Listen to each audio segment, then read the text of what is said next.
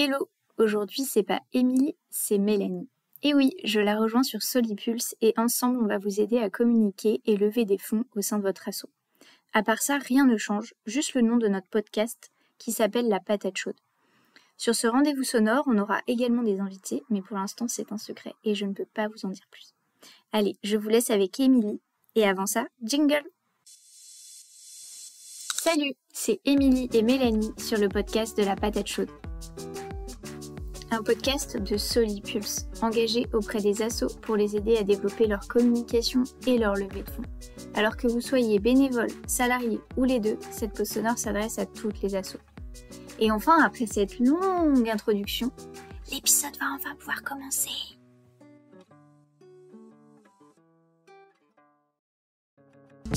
Bonjour, c'est Émilie Jodzi. Vous avez fait la connaissance de Mélanie, je suis ravie. Maintenant, on va être deux à vous aider. On va pouvoir vous aider 2 fois plus. Et aujourd'hui, on va continuer à parler communication. On va s'intéresser maintenant à votre message de communication. Donc quand je dis message de communication, je ne pense pas à ce que vous allez écrire, aux mots vraiment que vous allez mettre dans votre appel à dons, mais vraiment au grand message que porte votre association. C'est la promesse que vous portez, c'est-à-dire c'est votre vision, la valeur de votre action, votre impact. Ce message-là est extrêmement important à définir. C'est un message vraiment global qu'ensuite on va retrouver dans l'ensemble de vos communications. Pas toujours sur la même forme, mais vraiment c'est ce grand message-là qu'on va pouvoir identifier dans chacune de vos communications et c'est ce qui va permettre de reconnaître très vite vos communications et de savoir que c'est votre association qui porte ce message-là. Ce message va aussi vous permettre de vous différencier des associations concurrentes de la vôtre, si je puis dire. Donc, c'est vraiment extrêmement important. Et ce message-là doit fédérer l'ensemble des membres de votre association. Donc, c'est vraiment important que vous le partagiez en interne, que vous le travailler à plusieurs parce qu'ensuite, il va falloir s'attacher à ce que toutes les personnes dans votre association qui prennent la parole au nom de votre association, qui travaillent sur sa communication, portent bien ce même grand message pour que votre communication soit vraiment cohérente et fasse du sens. Donc une fois que vous avez défini ce grand message, c'est important également de vous attacher au style de votre communication. Donc il y a des éléments qui sont très simples, qui font partie d'une charte graphique que vous avez peut-être déjà au sein de votre association avec quel est votre code couleur, donc quelles sont là où les couleurs que vous utilisez le plus souvent.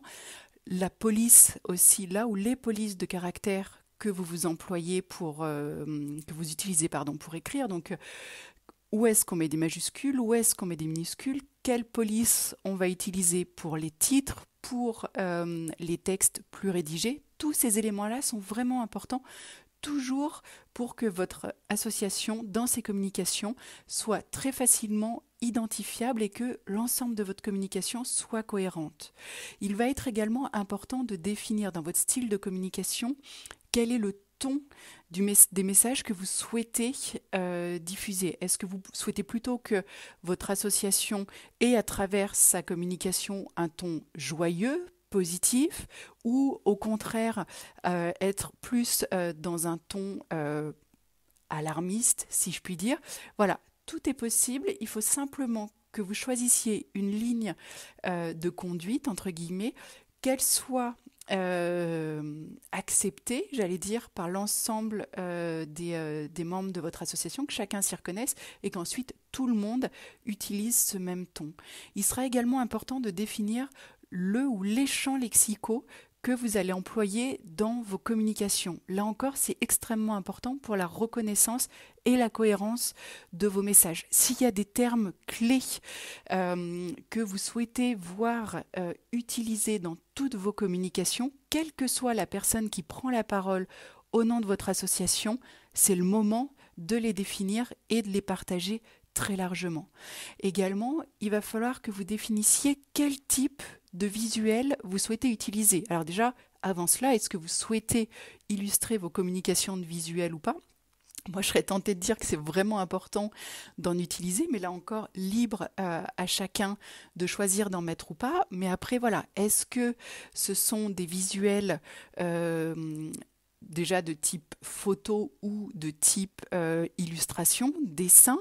Et est-ce que vous souhaitez que ce soit des visuels qui montrent plutôt le résultat de votre action ou la situation à corriger? Donc, si je prends un exemple assez simple sur tout ce qui a trait notamment à l'alimentation, est-ce que vous souhaitez plutôt montrer des images du problème avec des personnes qui souffrent de la faim, ou au contraire montrer le résultat de l'action qui serait à ce moment-là des personnes qui sont en bonne santé grâce, par exemple, si votre association est sur cette thématique-là, grâce à votre action.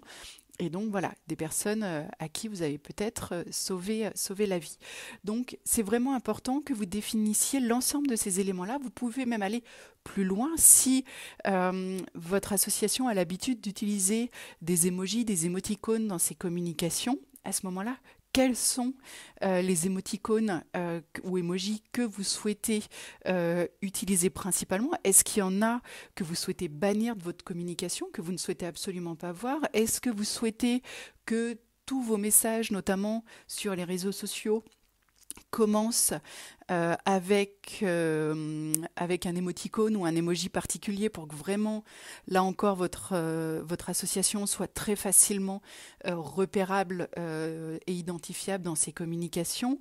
Est-ce que vous souhaitez tutoyer ou vous voyez les destinataires de vos communications? Est-ce que vous avez un style qui cherche plus à les interpeller et à les impliquer dans vos messages, ou est-ce que vous êtes plutôt dans un message plus global, plus générique? Vraiment, tous ces éléments-là sont extrêmement importants à définir dans le cadre de votre stratégie de communication. Comme ça, après, vos communications seront beaucoup plus faciles à faire, quelle que soit la personne qui s'en charge dans votre association, parce que grosso modo, elle aura la feuille de route. Donc, elle saura quels sont les mots employés, quels sont les visuels, quelles sont les couleurs, les polices, le ton des messages. Et donc, ça demandera beaucoup moins de temps à la personne qui produira les contenus de vos communications. Et également, si il y a une personne qui se charge après d'une relecture globale, elle aussi aura beaucoup moins de travail. Et en plus, au final, votre communication et votre association, du coup, seront beaucoup plus facilement identifiables, reconnaissables, et ainsi vous vous différencierez beaucoup mieux des autres associations, et vos communications auront beaucoup plus d'impact. Voilà, j'espère que tous ces éléments-là vous seront utiles pour définir votre grand message de communication, et ensuite la façon dont vous allez déployer de façon très concrète ce message. Si ce contenu vous a plu, que vous pensez qu'il peut être utile à d'autres associations, n'hésitez pas à le partager largement. Mélanie et moi-même serons ravis que ça puisse aider le maximum d'associations possible. Et bien sûr, n'hésitez pas à liker ou à commenter si vous avez des remarques ou des questions. Voilà, cet épisode est terminé. On vous dit à bientôt. D'ici là, prenez soin de vous.